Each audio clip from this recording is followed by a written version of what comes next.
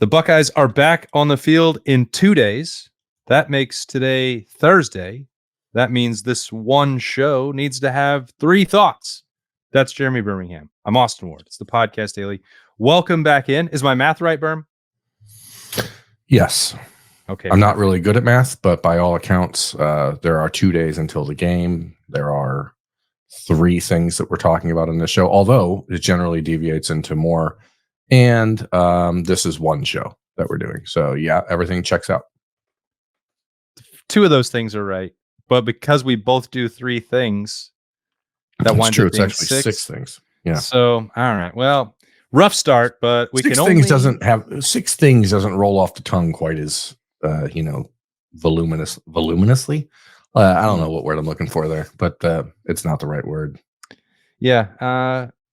Guess what? We can only get better from here as the show goes on, or at least we're going to try. Thing number 1, Berm. What's something about Ohio State that you're very interested in, but you're not sure if anyone else is? Ooh. That's actually a really good thought. So maybe this is one of those things where we should plan it ahead of time so I can think about it. I think that it's probably the rotation that's coming at linebacker. And I think Arvell Reese played 4 snaps against Oregon, which is by my count not enough. And I've heard some whisperings that there's an expectation that we may start to see him rotate in every second or third series just to make sure they have a rotation. And I'm interested if that actually happens or not. Or if something like that happens, if it's only happening in games like this Nebraska game where you're expecting a lot of 12 personnel from the Cornhuskers offense and it fits the style of play, or if Arvell Reese has put himself into the conversation to be on the field next to Cody Simon no matter what, or next to Sonny Styles no matter what.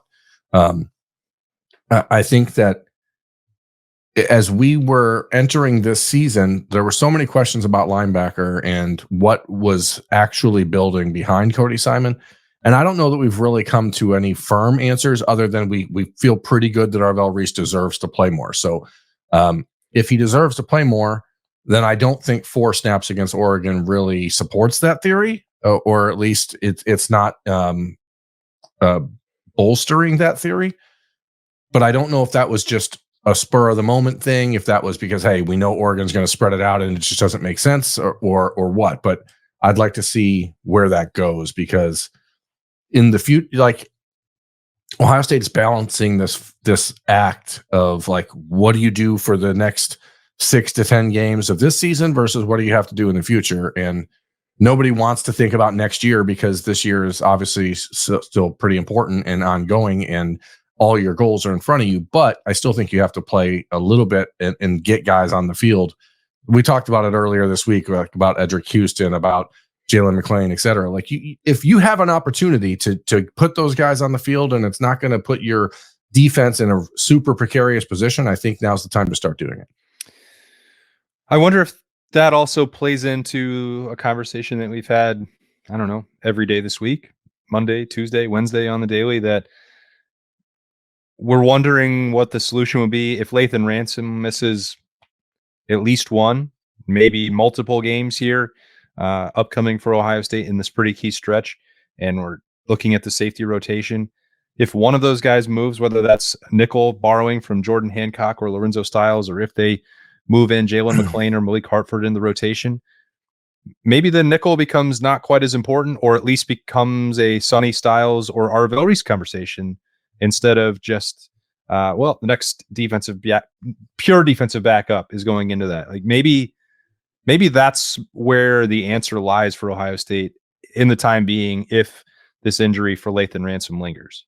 Yeah, I mean, schematically, if you look at the schedule over the next 5 weeks for Ohio State, I think it sets up nicely for that. Obviously, you're not expecting a huge spread out offense with a bunch of athletes from Nebraska. Penn State does a lot of things really well, but again, they're not dynamic on the outside. They don't have a lot of those game breakers on offense. Indiana obviously does a lot of a spread and shoot type of thing. So I think that's the one you look at. But Purdue, Northwestern, Michigan, like there's an opportunity for Ohio State, which is probably going to drive people crazy when I say it, because it's driving me crazy when I'm thinking it right now. But like there's a chance to get back to more of a base defense this next month. Oh, no. Which is obviously counter to what we've been clamoring for months. But there is an opportunity if Lathan Ransom misses any serious or significant time. And, you know, again, rumors being what they are, you never know. But there's at least I think a current that is leading us toward believing that he may miss a couple games at least. Like if that's the case, then you have the depth and the pieces to really get flexible and do some things. And Ryan Day talked about it on Tuesday with Jordan Hancock and Lorenzo Styles and their versatility and what they bring to the table. But there are other pieces, whether it's the linebackers, whether it's Jermaine Matthews, who has been looking for reasons and ways to get on the field. Like there's a lot of things that can happen right now for the Buckeyes. And because the schedule is past the Oregon game where you had the like for like athletes on the outside, now you can sort of do some different things. You are the one who said you didn't want the questions in advance. So I'm sorry that you got stumped. No, it was a good question. You're not going to believe this. Well, the thing that I'm thinking about that I don't know if anyone else is that Ohio State hasn't fixed its special teams. And I tried, and I guess I have failed to put a moratorium on that conversation. But I just feel like, you know, there one penalty pops up here or a week there, a game there. You see something that's disjointed, wrong. There's still not been a significant, consistent explosiveness in the return game. And I really, explosiveness. Explosiveness. Yeah. I was really sure, and maybe it'll happen in the second half of the season, that Brandon Ennis was going to provide that. And I don't think there's nobody else that I would just volunteer immediately, be like, nope, I'm done watching Brandon Ennis do that. Somebody else needs to.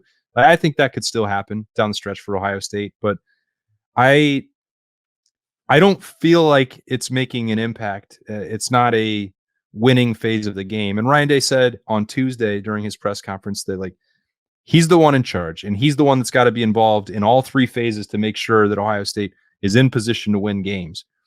And I firmly, full-heartedly believe that he takes that role seriously and is trying to do that. And he made the changes with moving on from Parker Fleming and spreading around the responsibilities to multiple staff members in an effort to get that.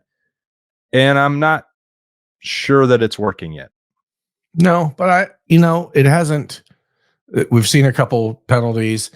Coverage has been pretty good. We didn't see Oregon, who's really good in a return game, get anything big against Ohio State.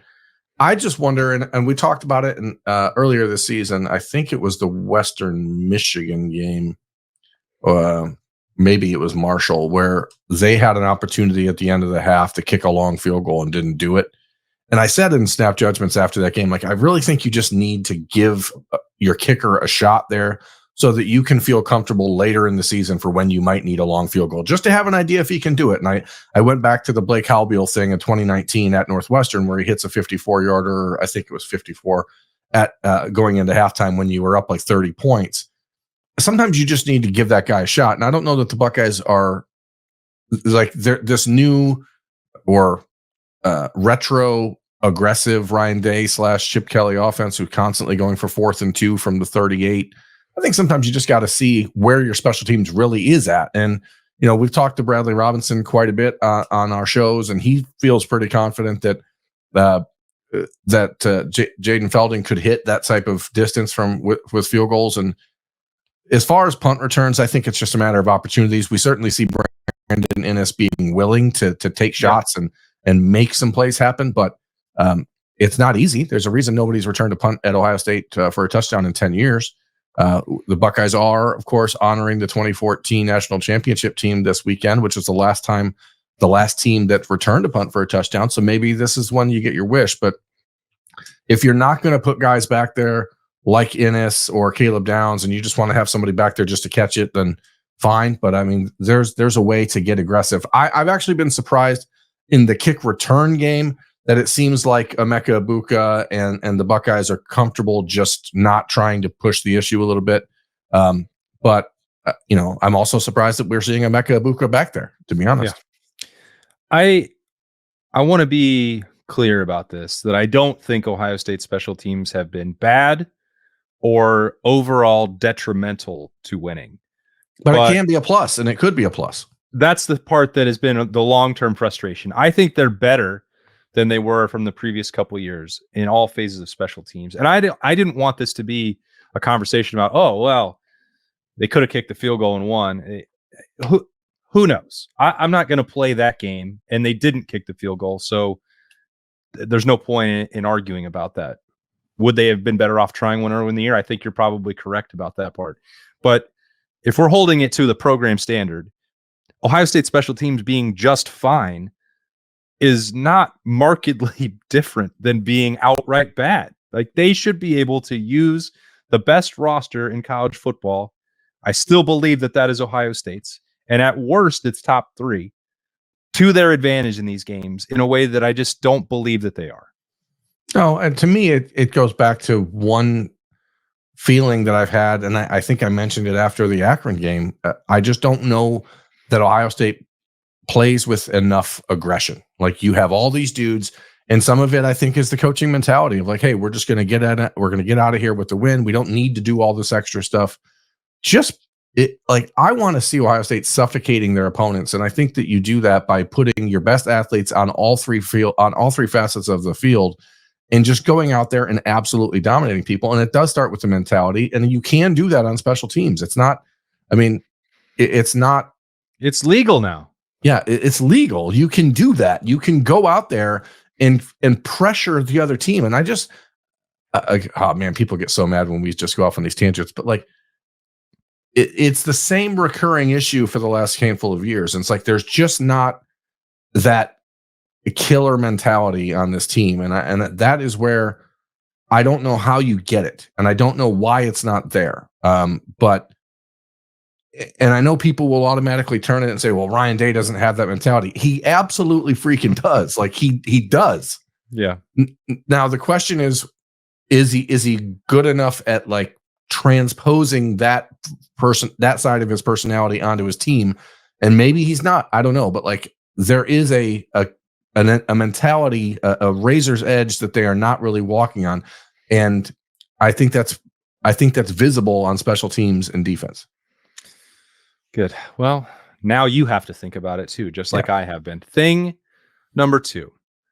What is a thing that you feel pretty sure about for Ohio State, but you wonder if maybe you're wrong because you keep hearing other people talking about it? I'm pretty sure the running game is going to be fine, even with the changes at offensive line, with Josh Simmons being out and with Will Kazmarek being out for a while, but maybe not. I think that's the one, because we don't know what we're going to get out of Zen Michalski when he's a full-time starter. We don't know what we're going to get out of Bennett Christian if he's really the backup tight end and the guy that is called upon to do the majority of the blocking. The second half of the Oregon game, and I know people point at it and say, well, Ryan Day gave up on the run. I don't personally buy that. Again, like we can go round and round when you have 4 possessions, and 2 of them end inside of your own 30. I don't know how many chances you're going to get to run the ball. And the last one that you had, you're down by a point and you have a minute to go. So you're certainly not running it, at least for the majority of the time. But they still ran it 12 times in those other possessions. So I don't think that they gave up on it. It's running the ball 3 times per possession on a team that's generally scoring every 7 or 8 plays. I don't think that's that big of a deal. But I do wonder how much continuity there will be in the run game moving forward. And if that means that Will Howard has to be more involved in the run game to sort of equalize the numbers a little bit or change the numbers, because I think that there's a belief that if you force the Buckeyes to become one-dimensional, like any team, you're going to have a better chance to win. And I think it's much easier to take away the Buckeyes' run game than their passing game. Yeah, I think we've got a number of questions about that. The run game in the second half, and Been asked about it elsewhere. Had a conversation with Tyvis Powell on the radio where he talked about that, and should Ohio State have kept plugging along with the run game? And I feel confused by that, because I think if you were averaging 1.5 yards per carry, you wouldn't keep trying it 12 times in the second half. I thought Ohio State was committed to do that. They didn't have 70 plays in the half. I mean, they had half of that, and they were forced to throw, as you mentioned, on the last drive in the fourth quarter. There was no other option to that. So I thought they probably stuck with it in adverse situations more than I would have expected them to. I'm inclined to believe, just like you, that with Quinshon Judkins and TreVeyon Henderson, the actual running back component is still fine.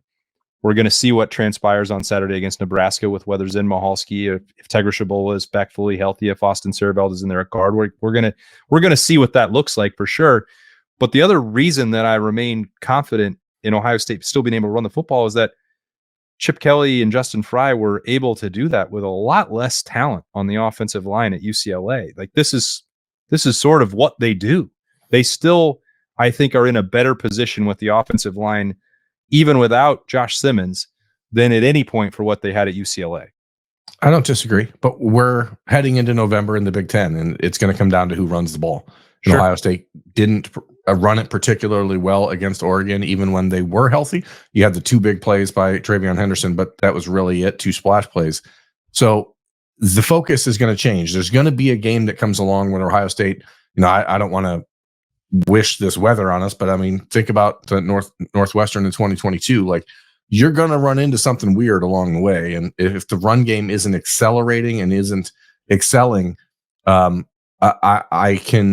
could be convinced by enough people probably that, like, there's not going to be that continued growth in the run game, because it was pretty darn good for those first 5 games.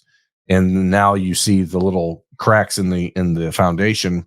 So where does it go from here? I think, I still believe it's going to be fine, but I'm like, you go out this weekend, and after watching what Indiana did in Nebraska, if Ohio State doesn't come out and really dominate the line of scrimmage, I'm probably going to have some creeping doubts.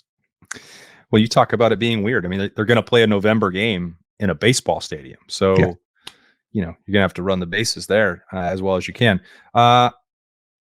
I feel like I'm watching something else when there's all these questions and suggestions and implications about where's the deep ball?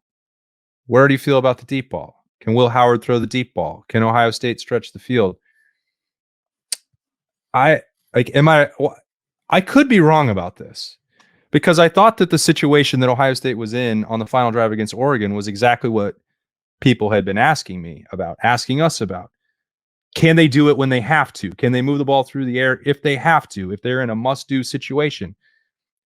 Thought they did that. Now, they got called for a pass interference. They didn't execute it, but they did enough to move the football into scoring range, and were not able to put that drive together for the reasons that we all know, and for reasons that have also led to an NCAA rules change and other things with a clock review. We don't have to relitigate all that, but that's the situation, isn't it? That people were saying, can Will Howard deliver through the air if he absolutely has to? And they did.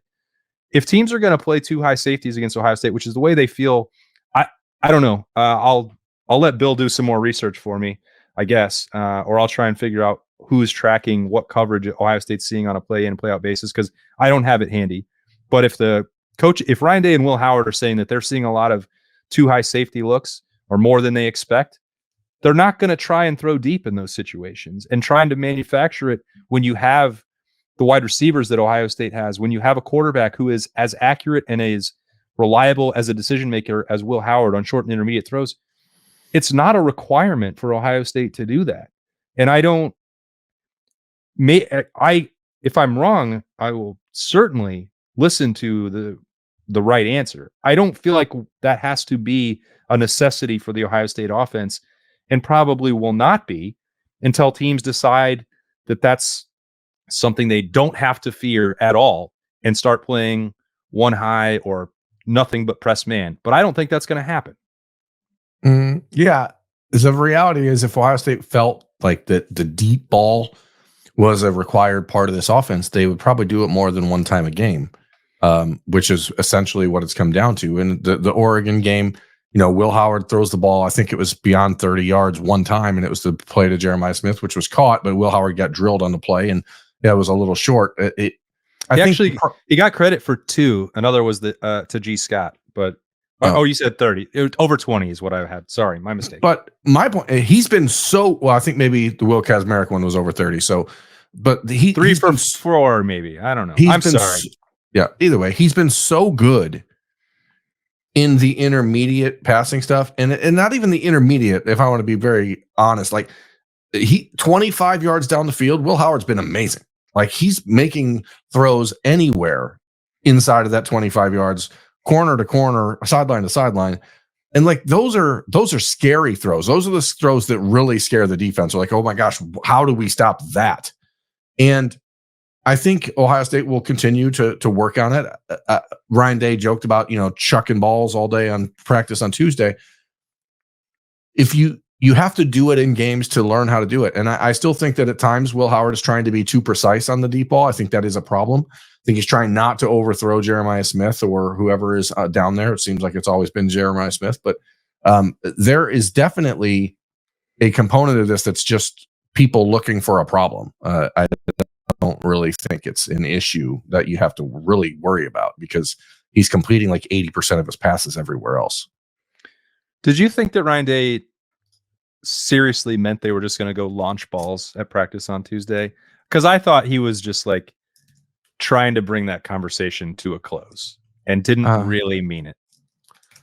I tend to agree with you. I think he was just sort of, that was a bite my thumb at you moment. Yeah. I think that's right. All right. Thing number 3 that will take us home. What, Berm, is the thing that you must see happen on Saturday that has nothing to do with the defensive pass rush? Boy. I must see improved stickiness by the corners. Okay. Because as good as Denzel Burke has been throughout his career, I wonder how long a game like that Oregon game sticks with you if you let it. That was as bad a performance by an Ohio State corner in one game as I can recall for quite some time. Certainly, Dylan Raiola is not going to go out and take deep shot after deep shot, but I'm pretty convinced Nebraska watched that game and said, hey, there's an opportunity here for us if we can give Raiola time to throw, which we're not talking about the pass rush, but wink, wink, nudge, nudge, pass rush is important. If you can give him time to throw, then all bets are off. And I think it's just about attitude. Denzel is so confident and has been so supremely confident that at times I think he tries to cheat a little bit and tries to bait quarterbacks into poor decisions. Yeah. I would like to just see him get back to the basics of keeping a guy in front of him. And if a guy does get behind you, tackling him and not being dragged for 15 yards like you are a 3-year-old trying to get an extra box of fruit roll-ups at Kroger. I do think he so badly wanted to, and not just against Oregon. I think in other games, like at least 2 completions this year I can think of. It's like Denzel was not just baiting, like he was gambling because he wants a pick so desperately. I think that there's merit to that. I think you want to have a corner who has that level of self-confidence, who wants to make plays. Ohio State didn't spend all of training camp and all of spring practice emphasizing takeaways and turnovers for no reason. And that's the clearest path for a cornerback to do that. I would, if I'm watching Ohio State, I would rather them have a corner who is willing to take those chances and live with the consequences. Yes, the explosive plays against Oregon, too much. Giving up 8 completions on 8 attempts, not going to be good enough for someone who came back to be the number 1 cornerback in the 2025 NFL draft. No one's going to argue any of those points. I think it is better to have someone who's willing to go out there, man in the arena style, and bet on himself. And he lost against Oregon. Nobody can dispute that. I don't think Denzel Burke is going to, he's been through this before and bounce back. Sometimes it's been fast. Sometimes it's taken some time. freshman year, sophomore year, injuries, this, that, the other thing.